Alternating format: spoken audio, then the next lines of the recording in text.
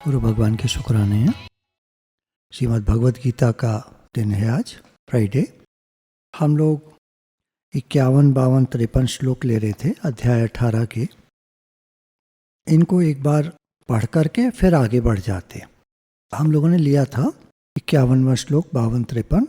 विशुद्ध बुद्धि से युक्त तथा हल्का, सात्विक और नियमित भोजन करने वाला। भगवान ने लक्षण बताए हैं कि ब्रह्म की प्राप्ति का साधक कैसा होता है। ब्रह्म की प्राप्ति एक्चुअली सांख्य योग का विषय है। हम लोग कर्म योग से चल रहे हैं, अर्थात हम सब कर्म भगवान के लिए करते हैं, निष्काम भाव से करते हैं, भगवान की सेवा मान के करते हैं। घर भगवान का, सब कुछ भगवान का, ऐसा मानकर भगवान की सेवा करते हैं, उनके लिए कर्म करते हैं। तो हमारा कर्मयोग का मार्ग है। निष्काम भाव से कर्म करता हुआ मनुष्य मुझे ही प्राप्त होता है, ये श्लोक में हमारी वाली बात हो जाती है। सांख्य योग का जो साधक होता है उसको कैसा होना चाहिए। कर्म योग में बहुत ज़्यादा डूज एंड डोंट्स नहीं है, सांख्य योग में काफ़ी डूज एंड डोंट्स हैं। भक्ति में फिर मेन है पूरा भगवान में लग जाना, पूरा भगवान में लग जाना। वहाँ कर्म गौण हो जाता है, मतलब पीछे हो जाता है, कर्म की प्रधानता नहीं रहती। हर कर्म सेवा हो जाता है, पर भगवान उसमें मुख्य रहते। कर्म योग में कर्म निष्काम भाव से कर्म करना मुख्य रहता है। ज्ञान योग में ब्रह्म में स्थिति मुख्य रहती है। अब कौन स्थित हो सकता है ब्रह्म में? ब्रह्म निर्गुण निराकार है, निर्गुण निराकार। अब निर्गुण में टिकने के लिए कैसा होना चाहिए साधक को?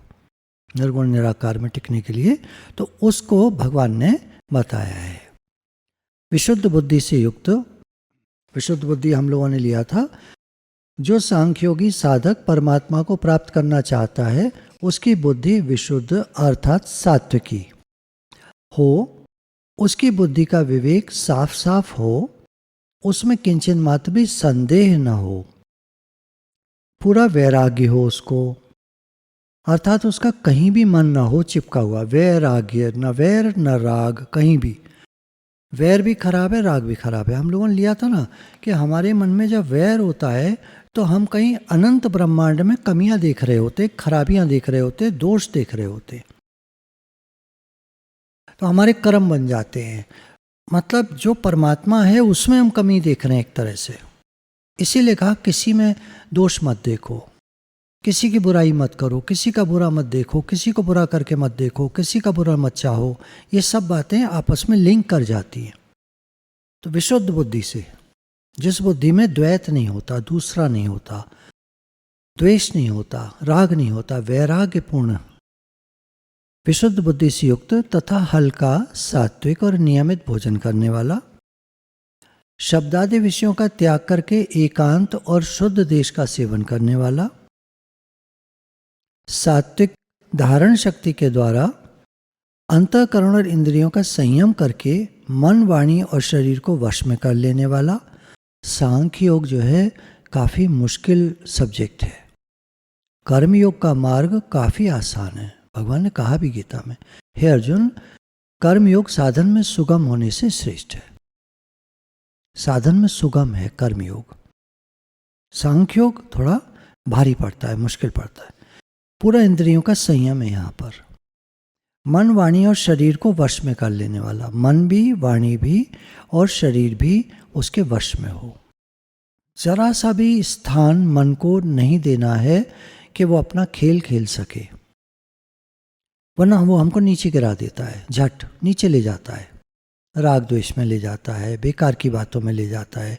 हम जरा भी उसको लिफ्ट नहीं दे सकते, कहना चाहिए। राग द्वेष को सर्वथा नष्ट करके भली भांति दृढ़ वैराग्य का आश्रय लेने वाला तथा अहंकार, बल, घमंड, काम, क्रोध और परिग्रह का त्याग करके निरंतर ध्यान योग के परायण रहने वाला, ममता रहित और शांति युक्त पुरुष सच्चिदानंद ब्रह्म में अभिन्न भाव से स्थित होने का पात्र होता है। तो ऐसा जो साधक है जिसमें सारे गुण हों, सारे गुण आ जाएं, अर्थात वो केवल ब्रह्म करके ही देखता है चारों तरफ। सर्वत्र ब्रह्म है, दूसरा कुछ नहीं है। सर्व खलुदम ब्रह्म नेहम नानास्ति किंचन। प्रज्ञानम ब्रह्म। इसके बाद चलते हैं 54 श्लोक। फिर वह सच्चिदानंद घन ब्रह्म में एक ही भाव से स्थित प्रसन्न मन वाला योगी न तो किसी के लिए शोक करता है न किसी की आकांक्षा ही करता है। ऐसा समस्त प्राणियों में समभाव वाला योगी मेरी पराभक्ति को प्राप्त हो जाता है। इसकी व्याख्या देख लेते हैं। फिर वह सच्चिदानंद घन ब्रह्म में एक ही भाव से स्थित, इसको ब्रह्मभूत कहा है। यहाँ शब्द जो है संस्कृत का वो ब्रह्मभूत है। जब अंतःकरण में विनाशशील वस्तुओं का महत्व मिट जाता है। अभी तो देखिए हम लोगों के मन में है ना, अंतःकरण में ये विनाशशील जो वस्तुएं हैं संसार की, इनका महत्व है। हम घर चाहते हैं, चीज़ें चाहते हैं, लोगों को चाहते हैं, परिवार वालों को चाहते हैं, पैसा चाहते हैं, ये सब विनाशशील है। विनाशशील अर्थात जन्मा है मरेगा, चीज़ बनी है खराब हो जाएगी, टूट फूट जाएगी, खत्म हो जाएगी। घड़ा बनता है, हर साल कुम्हार बनाता है और साल के आखिर में लोग इधर उधर रख देते हैं, वो फूट जाता है, मिट्टी में मिल जाता है। आदमी भी पैदा होता है, ज़्यादा में ज़्यादा उम्र उसकी 100 साल तक की होती है। कोई 80 में चला जाता है, कोई 60 में, ऐसे करके आदमी का पता नहीं होता कब मर जाएगा। जन्मता है, मर जाता है। चीज़ें घर में लाते हैं, खराब हो जाती हैं, टूट फूट जाती हैं, ख़त्म हो जाती हैं। तो इन सबको विनाशशील के अंतर्गत रखा। अविनाशी परमात्मा, विनाशशील संसार। एक फना एक बका, बका परमात्मा, फना संसार। तो साधक जो ब्रह्म में स्थित होना चाहता है या स्थित हो रहा है या हो गया है, उसके अंतःकरण में विनाशशील वस्तुओं का महत्व मिट जाए। दुनिया की तरफ जो महत्व है हमारा वो मिट जाए। तब क्या होता है, अंतःकरण की अहंकार, घमंड आदि वृत्तियां शांत हो जाती हैं। जो हमारे मन में अहंकार रहता है, जिसके कारण परिस्थिति के बदलने से हमारे अंतःकरण में जो उतार चढ़ाव होते हैं, जो सुख दुख होते हैं, जो राग द्वेष होते हैं, जो अच्छा बुरा लगता है, सब अहंकार को मैं, मेरे साथ ऐसा बढ़िया हो रहा है तो मन फूल जाता है, प्रसन्न होता है। मेरे साथ ऐसा क्यों हो रहा है, खराब हो रहा है तो मन दुखी हो जाता है, अहंकार को चोट लगती है। मेरे साथ ऐसा हुआ, मेरे साथ उसने ऐसा करा, ये वो, मैं, और उसको क्रोध, कामनाएं, वासनाएं, तृष्णाएं, लोभ, बहुत सारी चीज़ें सताती हैं। दुख, संताप, परेशानियां, आक्रोश, ये सारे घेर लेते हैं। और मन की हो जाती है तो लोभ बढ़ता है, बड़ा प्रसन्न होता है, दिखावा करता है, दंभाचरण करता है। तो यहाँ पर कह रहे हैं ब्रह्मभूत जो वर्ड कहा तो उसका बता रहे हैं, जब अंतःकरण में विनाशशील वस्तुओं का महत्व मिट जाता है, तब अंतःकरण की अहंकार, घमंड आदि वृत्तियाँ शांत हो जाती हैं, अर्थात उनका त्याग हो जाता है। फिर अपने पास जो वस्तुएं हैं उनमें ममता नहीं रहती, अपनापन नहीं रहता, स्निग्धता, चिपकन नहीं रहती। देखिए बिल्कुल ये बात आप चाहे धर्मशाला ले लीजिए, कहीं किसी, मान लीजिए वृंदावन गए, वहाँ किसी धाम में ठहरे, धर्मशाला में ठहरे, कमरा लिया, हमारा कमरा नंबर 104। अब 104 हमारा कमरा, लेकिन जब छोड़ के चले तो कुछ नहीं, कोई हमारा कमरा नहीं। जब एंट्री कर रहे हैं तो हमारा कमरा 104, छोड़ रहे हैं तो कुछ भी नहीं है, है ना। हमारी सीट नंबर 52, S2 कंपार्टमेंट की सीट नंबर 52। अब उस पर आधिपत्य जमा लिया, मेरी सीट है, कोई हाथ रख तो दे, ए भाई साहब मेरी सीट है। एकदम हम तुनक के पड़ते हैं, राग द्वेष करते हैं, मेरी सीट से राग, और तुम बैठो तो द्वेष, कोई बैठे तो द्वेष। इस तरह चलता रहता है। ये ममत्व होता है, अपनापन, मेरापन, मेरी चीज़, मेरी सीट, मेरी धर्मशाला, मेरा कमरा, मेरा वाला कमरा, मेरा बिस्तर, मेरी कुर्सी, मेरी मेज, मेरा चाय का प्याला, मेरा ये, मेरा वो। तो उस क्या होता है कि जब तक मोह ममता रहती है तो सुख और भोग वस्तुओं का संग्रह मन करता ही रहता है, परिग्रह करता ही रहता है। और ममता न रहने से सुख और भोग बुद्धि से वस्तुओं का संग्रह नहीं होता। फिर तो चीज़ है बिल्कुल सीट की तरह। सीट नंबर 52 कहने के लिए मेरी है, मेरी नहीं है। कमरा नंबर 104 कहने को मेरा है लेकिन मेरा नहीं है। एक कंप्लीट बात। इसी तरह घर जो मिला है संसार में, जिस शहर में, घर कहने को मेरा है, मेरा नहीं है। परिवार कहने को मेरा है, मेरा नहीं है। पैसा कहने को मेरा है, मेरा नहीं है। किस लिए है? सेवा के लिए है। शरीर संसार से मिला है, इसको संसार की सेवा में लगा दे। मैं भगवान का हूँ, भगवान मेरे हैं, हम मन को भगवान में लगा दें। हे नाथ, मैं आपके लिए सब काम करता हूँ। इस तरह का भाव रखने से कर्मयोग का आचरण, और ये बहुत साधन में सुगम है, आसान है। जब सुख और भोग बुद्धि मिट जाती है तब अंतःकरण में स्वतः स्वाभाविक शांति आ जाती है। हमें अशांति क्यों रहती है? अंतःकरण में हमारे सुख और भोग बुद्धि रहती है। सुख की कामना और भोग बुद्धि। देखिए, भोग प्रधान देश हैं ये पाश्चात्य देश, सारे वेस्टर्न कंट्रीज। भारत है तपोभूमि, तपस्या की भूमि है ये। यहाँ हम ज़्यादा भोग इकट्ठे करने की कोशिश करेंगे तो तरह तरह की प्रॉब्लम, समस्याएं आती हैं। निर्लेप न्यारे होकर रहिए, मेरा नहीं है, भगवान का है, तो फिर ठीक है, फिर ठीक है, फिर जैसा भी हो। शांति है, आनंद है, खुशी है, ये है, वो है, सब ठीक है, सब ठीक है तो ठीक है। कुछ गलत हो रहा है तो ठीक है, कोई बात नहीं, क्या कर सकते हैं हम। तो तपोभूमि है या तपस्या होती है। प्रारब्ध कहिए या स्वतः कहिए, स्वयं कहिए, भगवान की तरफ से कहिए, कोई भी शब्द का इस्तेमाल करिए, यहाँ प्रॉब्लम्स, समस्याएं ज़्यादा हैं भारत में। इसीलिए लोग छोड़ छोड़ के भागते हैं। अमेरिका बस जाएंगे, कनाडा चले जाएंगे, यूके चले जाएंगे, यूरोप चले जाएंगे। भाई यहाँ बहुत प्रॉब्लम्स हैं, वहाँ चलते हैं। वहाँ प्रॉब्लम्स बहुत कम, ना के बराबर है। और भोग संग्रह खूब है, जो आदमी चाहता है, जो मन चाहता है। हर आदमी का मन चाहता है भोग और संग्रह। वहाँ पर प्रचुर मात्रा में है, कमाई भी अच्छी है, भोग भी खूब है। तो भारत उनके लिए है जो थोड़ा ज्ञान में लगना चाहते हैं, भगवान की तरफ चलना चाहते हैं, कर्मयोग का आचरण करना चाहते हैं, पुण्य कमाना चाहते हैं। वहाँ पुण्य भी नहीं है। वहाँ तो आदमी eat drink and B Mary, खाता पीता भोगता, स्वयं तक, केवल अपने तक ही सीमित रहता है। बच्चे भी उसके नहीं होते, बच्चे भी बड़े हुए निकल जाते, कोई उसका नहीं होता। वो अकेला ही अपना eat drink and B Mary मस्त रहता है अपने में। तो जिसको अकेले रहने का शौक हो उसके लिए तो ठीक है। अकेले रहने का शौक नहीं है तो भारत बहुत बढ़िया है। सबके साथ रहो, प्रेम से रहो, पुण्य बनाओ, पुण्य कमाओ।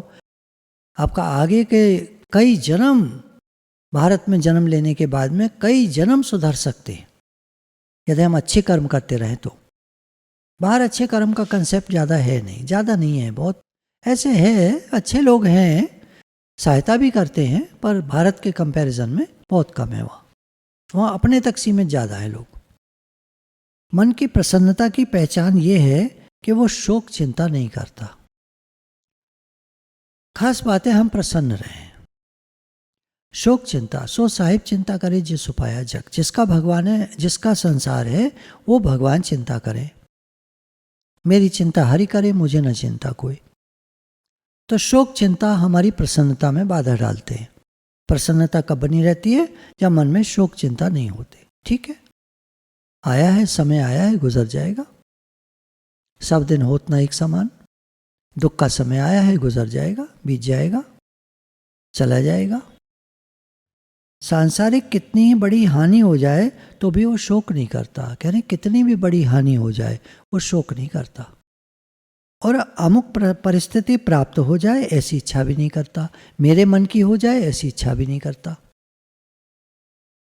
जैसे भगवान रखे, जैसे भगवान चलाए। तात्पर्य है कि उत्पन्न और नष्ट होने वाली तथा आने जाने वाली परिवर्तनशील परिस्थिति, वस्तु, व्यक्ति, पदार्थ आदि के बनने बिगड़ने से उस पर कोई असर नहीं पड़ता। ये जो ब्रह्मभूत में जो स्थिति है, ब्रह्म में जो स्थित है, भगवान में जो स्थित है, जो कहता है अहम ब्रह्मास्मि, मैं ब्रह्म हूँ, उसकी पहचान ये है कि वो शोक चिंता नहीं करता। और नष्ट होने वाली, आने जाने वाली परिवर्तनशील परिस्थिति, वस्तु, व्यक्ति, पदार्थ, घटना आदि के बनने बिगड़ने से उस पर कोई असर नहीं होता। कैसे ही होता रहो, कुछ भी होता रहो, बात बन जाए, बात बिगड़ जाए, काम बन जाए, काम बिगड़ जाए, चीज़ें हैं बहुत सारी हैं, सब चली गई, सब नष्ट हो गया, सब खराब हो गया, ख़त्म हो गया, उस पर कोई असर नहीं पड़ता। उसको कहते हैं ब्रह्मी स्थिति, ब्रह्म में स्थित है। जो परमात्मा में अटल रूप से स्थित है, उस पर आने जाने वाली परिस्थितियों का असर हो ही कैसे सकता है। भगवान तो सर्वोपरि, सर्वात्मा, परमात्मा, संसार से उनका कोई संबंध ऐसे नहीं है कि ये मेरा है। उन्होंने बनाया है, उनकी स्वीकृति से बना है और उनके चलाने से चल रहा है, और जब जिसका संहार होना होता है हो जाता है। भगवान लिप्त नहीं होते किसी भी चीज़ से। वो नहीं कहते मेरा है, मेरी चीज़ है, ऐसा वैसा कुछ नहीं, उनको कोई फ़र्क नहीं पड़ता। तुम्हारे 10 घर बन जाएं, तुम्हारे 10 घर नष्ट हो जाएं, ख़त्म हो जाएं, बर्बाद हो जाएं, भगवान को कोई फ़र्क नहीं पड़ता। भगवान कहते हैं मेरा कोई घर नहीं, सारा संसार मेरा घर है। उनका ये कंसेप्ट है। हमारा कंसेप्ट है एक घर मेरा है, तो हम परेशान होते रहते हैं। अगर हमारे अंदर से ये आवाज़ आए सारा संसार मेरा घर है, हम कहते हैं ना सबका भला हो, ये क्या चीज़ है? ये अपनी बुद्धि को, अपनी सोच को विराट करना है। किसी तरह तो हमारी बुद्धि विराट हो, बड़ी हो। तो कहाँ से शुरू करते हैं? सबका भला हो कहना शुरू करते हैं। अंदर में अभी हमारा ऐसा भाव नहीं है कि सबका भला हो। कुछ लोग कहते भी रहते हैं अरे साहब ऐसे थोड़ी सबका भला हो जाता है, आपके कहने से क्या सबका भला हो जाएगा? कोई बात नहीं, कुछ भी, कोई कुछ भी कह सकता है, सब लोग अपना अपना बोलते हैं। बाकी ज्ञान की पॉइंट अब यहीं से शुरू करते हैं, सबका भला हो। निष्कामी बनना क्या है? मुझे अपने लिए कुछ नहीं चाहिए, सबका भला हो, ये निष्कामी बनना है। तो जब तक साधक में किंचन मात्र भी हर्ष, शोक, राग, द्वेष आदि द्वंद्व रहते हैं, तब तक वह सर्वत्र व्याप्त परमात्मा के साथ अभिन्नता का अनुभव नहीं कर पाता। जब साधक हर्ष, शोक आदि द्वंद्वों से सर्वथा रहित हो जाता है, तब परमात्मा के साथ स्वतः स्वाभाविक अभिन्नता, जो हमारी हमेशा से है, भगवान के हम अंश हैं। अंश जैसे एक जैसे मान लीजिए एक बड़ी सी आपकी आप बाल्टी है बाथरूम में, उसमें आपने उसमें से एक बूंद पानी निकाला और फिर उसी में डाल दिया, तो फिर बूंद पानी से मिल गई। अब ढूंढो उस बूंद को, कहाँ गई? नहीं है। तो हम ही ने निकाली थी, हम ही ने मिला दी। हम ही भगवान से अलग हो जाते हैं, और हम ही फिर जब कहते हैं मैं भगवान का हूँ, भगवान मेरे हैं, तो हम ही उनसे एक हो जाते हैं। एकता तो है ही है। जल तो जल है, बूंद बाहर निकाल लो तो भी वो जल है, बाल्टी में डाल दो तो भी वो जल है, समुद्र में डाल दो तो भी जल है। समुद्र अथाह जल ही जल है। लेकिन जब कोई जहाज पर होता है और जल में से एक गिलास पानी भर ले और ऊपर ले आए डेक पर, तो कहेगा देखो एक गिलास पानी है, तो सागर पानी तो पानी है, एक है। तो हम ही अलग कर लेते हैं, हम ही फिर एकता कर सकते हैं। गिलास का पानी वापस डाल दो, सागर रूप हो गया। भगवान से हम आए, भगवान में मिल जाओ, फिर एक हो गए। हैं ही हम भगवान के। मैं भगवान का हूँ, भगवान मेरे हैं, ये सच्ची और पक्की बात है। तो जब साधक हर्ष, शोक आदि द्वंद्वों से सर्वथा रहित हो जाता है, तब परमात्मा के साथ स्वतः स्वाभाविक अभिन्नता, जो सदा से ही थी, उसको उसका अनुभव हो जाता है कि मैं भगवान के साथ एक हूँ, मैं भगवान का हूँ, भगवान मेरे हैं, मैं भगवान का अंश हूँ। ईश्वर अंश जीव अविनाशी, चेतन अमल सहज सुख राशि, जो भगवान के गुण हैं वही मुझ आत्मा के गुण हैं। शरीर के नहीं हैं, शरीर के तो अलग गुण हैं। शरीर तो जन्मा है, मरेगा, अच्छा है, बुरा है, काला है, गोरा है, मोटा है, पतला है, शरीर की तो अलग ही बातें हैं। लेकिन हम भगवान के, भगवान हमारे, ये एक बात है। जो हम भगवान से आए हैं इस शरीर में अभी हैं, और एक दिन आएगा जब ये छूट जाएगा, हम भगवान से मिलकर एक हो जाएंगे। ये बात बहुत समझने की है। ये समझ का खेल है सारा। दुनिया तो वैसी चलेगी जैसे चल रही है। आप बोलेंगे ज्ञान हो जाएगा तो फिर क्या होगा? कुछ नहीं होगा, जैसे है दुनिया वैसी रहेगी। व्यवहार की तरह चलता रहेगा। आपका घर रहेगा, लेकिन आपको ये पता चल जाएगा ये घर हमेशा के लिए मेरा नहीं है। सीट नंबर 52 हमेशा के लिए मेरी नहीं है। कमरा नंबर धर्मशाला का कमरा नंबर 104 हमेशा के लिए मेरा नहीं है। मिला है, छूट जाएगा। धर्मशाला में जितनी सेवा बन पड़े कर लो। ट्रेन के डब्बे में हम बैठे हैं, हम एक डब्बा भर के मठरियाँ लाए हैं, मट्ठियाँ, वो बांट दो सब में, सब खाएं। 72 सीट्स होती हैं एक डब्बे में, आपके डब्बियाँ वो उसमें डब्बे में बहुत सारी मठरियाँ हैं, आप बांट दो सबको, सबको खिलाओ, 2-2 4-4 मठरी सब खाएं। सब कितने खुश होंगे, वाह क्या बात है भैया, बड़ी बढ़िया बनवा के लाए हो, बड़ी बढ़िया चीज़ है, मज़ा आ गया खा के। सारे खुश हो गए, एकता का अनुभव हो जाता है। अब हमने सबको मट्ठियाँ खिला दी, अब सबसे एकता हो गई हमारी, सब हमारे दोस्त हो गए। परमात्मा के साथ अभिन्नता होने से, अपना कोई व्यक्तित्व न रहने से भगवान के साथ एकता, और मैं जो पर्सनैलिटी, जो एक पर्सन, एक व्यक्ति, व्यक्तित्व, ये खत्म हो जाता है। मैं हूँ ये खत्म हो जाता है, मैं नहीं हूँ, है ही भगवान। देखिए सांख्य योग पढ़ रहे हैं हम लोग ना, सब्जेक्ट अलग है, आप कंफ्यूज मत होना। व्यवहार के सब्जेक्ट अलग होते हैं, पॉजिटिव थिंकिंग होती है, बहुत सारे सब्जेक्ट्स होते हैं। यहाँ पैसा कमाने की विद्या होती है, ये होता है, वो होता है, यहाँ पर सांख्य योग में एक आत्म तत्व जो हम लेते हैं, सुप्रीम कॉन्शियसनेस या सुप्रीम पावर, उसके साथ एकता स्थापित करना होता है, जो हमारी पहले से है। सब्जेक्ट ही अलग है, आप कंफ्यूज मत होना बिल्कुल। आप मेरी किसी बात को पकड़ना नहीं, केवल समझना है, समझना है, बौद्धिक स्तर पे समझ में आ गया, उसके बाद जब आपको करना है इस काम को कर लेना। आपको लगता नहीं पहले मैं दुनिया का काम कर लूँगा, आपकी मर्जी है, पहले ये काम कर लो फिर दुनिया का करते रहना, वो आपकी मर्जी है। तो जब कोई अपना व्यक्तित्व तो नहीं रहता, मैं हूँ नहीं रहता, तो फिर संपूर्ण प्राणियों से उसकी एकता हो जाती है। सब मेरा अपना आप है, सब मैं ही तो हूँ, जहाँ तक जाति दृष्टि है, जहाँ तक फैली सृष्टि है, सर्व मम रूप है, सब मेरा रूप है, जहाँ तहाँ मैं ही तो हूँ, ऐसा उसका भाव बन जाता है। इस सांख्य हो गया है ना, सब्जेक्ट फर्क है। तो समरूप परमात्मा के साथ अभिन्नता का अनुभव होने से साधक सर्वत्र समभाव हो जाता है, तब उसका परमात्मा में प्रतिक्षण वर्धमान एक विलक्षण आकर्षण, खिंचाव, अनुराग हो जाता है, जिसको पराभक्ति कहते हैं। अब वो पराभक्ति को प्राप्त हो जाता है, अर्थात भगवान से बिल्कुल जुड़ जाता है। ऐसा आकर्षण जैसे चुंबक से लोहा चिपक जाता है।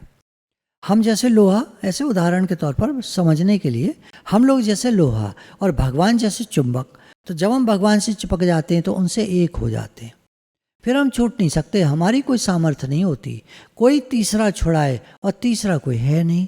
भगवान ने कहा संसार में दो हैं अर्जुन, एक अपरा प्रकृति और एक परा प्रकृति, दो ही हैं। एक मैं हूँ चेतन, और एक जड़ है ये संसार, माया, जड़ माया, जड़ संसार। जड़ में ये सब चीज़ें आ गई, अंतःकरण, चित्त, अहंकार, मन, बुद्धि, शरीर, ये सब जड़ में आ गए। और आत्मा परा में आ गया, मतलब जो निराकार है उसमें आ गया। निराकार ब्रह्म, भगवान, चेतन, कॉन्शियसनेस, सुप्रीम पावर, ये सब एक है। और इधर जड़ संसार, मन, बुद्धि, चित्त, अहंकार, इंद्रियां, ये सब एक हैं। ऐसे दो चीज़ें हैं। भगवान ने कहा संसार में दो हैं, एक मैं चेतन और एक जड़ संसार। ज्ञान मार्ग में जड़ता का त्याग मुख्य है। ज्ञान मार्ग और सांख्योग एक सी बात है समझने के लिए। जड़ता का त्याग मुख्य है। जड़ता संसार से मेरापन, शरीर से मेरापन, चीज़ों से, वस्तु, व्यक्ति, परिस्थिति, इनसे मेरापन, ये जड़ता है। तो जड़ता का त्याग करना होता है ज्ञान मार्ग में। सांख्य मार्ग में जड़ता का त्याग विवेक साध्य है। कैसे त्याग होता है? बोला अब त्याग करेंगे। भगवान ने कहा स्वरूप से छोड़कर, घर छोड़कर जाने वाले को मैं सन्यासी नहीं मानता। संकल्प विकल्प का त्यागी सच्चा सन्यासी है। अर्थात यहाँ पर कह रहे हैं जड़ता का त्याग विवेक साध्य है। दोबारा खोल के रख दिया बात को। विवेक साध्य बुद्धि के लेवल पर है त्याग, जड़ता का त्याग। सीट नंबर मेरी 52 नहीं है, लेकिन अब मुझे मिली है, रास्ता तय करना है, दिल्ली से हावड़ा जाना है, दिल्ली से मुंबई जाना है, सीट नंबर 52 मेरी है। हाँ जी, कहने के लिए बिल्कुल आपकी है, बैठो आराम से, उसका सदुपयोग करो। अब उसका जो मर्जी आप करो, लोगों को टिफ़िन खोल खोल कर खिलाओ, ये करो वो करो, गाने गाओ, भजन गाओ, ज्ञान सुनाओ, कुछ भी करो, पूरा रास्ता 24 घंटे का आपका है। ऐसी ये जन्म जो मिला है ये पूरा हमारा है। हम जैसे मर्जी इसको लीड कर सकते, खाओ पियो सुखी रहो, भोगो, पड़े रहो, सोते रहो, आलसी बन जाओ, खूब अच्छे काम करो, बड़े काम करो, सब कुछ हमारे ऊपर है। पर ये दुनिया हमारी नहीं है। ये घर जो मिला है, घर नंबर सो एंड सो, मोहल्ला number so and so, colony number ये, कॉलोनी ये, फलाना एरिया ये वो, ईस्ट वेस्ट, जो ये सब मिला है, हमारा कुछ नहीं है। ये ज्ञान कहता है संसार के संबंध से अशांति होती है, इसलिए कर्म योग में संसार से संबंध छूटने पर शांत आनंद मिलता है। कर्म योग में क्या होता है कि जो अशांति है जो संसार में, उससे हमारा संबंध छूट जाता है। मैं भगवान का हूँ, भगवान मेरे हैं, मैं तो सर्व के हित के लिए जीता हूँ, भगवान सबका भला हो, सबका भला हो, और उसका मन एकदम शांत हो जाता है।